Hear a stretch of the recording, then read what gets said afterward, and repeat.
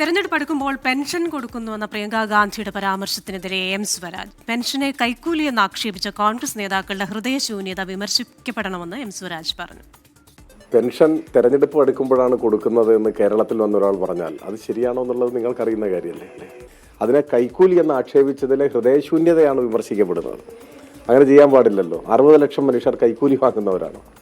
അപ്പോൾ ജനങ്ങളോട് ബഹുമാനമില്ലാതാവുകയും രാഷ്ട്രീയമായ ഏറ്റവും വലിയ പാപ്പരത്വത്തെ നേരിടുകയും ചെയ്യുമ്പോഴാണ് അങ്ങനെയൊക്കെ പറയേണ്ടി വരുന്നത്. അതിൻ്റെ ഒരു ആഘാതത്തിൽ നിന്ന് അവർ വിമുക്തരായിട്ടില്ല. അതുകൊണ്ടാണ് ഇങ്ങനെ ഓരോ കാര്യങ്ങൾ പറയുന്നത്. ഞാൻ അത്ര പ്രാധാന്യം അതിനൊക്കെ കൊടുക്കുന്നുള്ളൂ.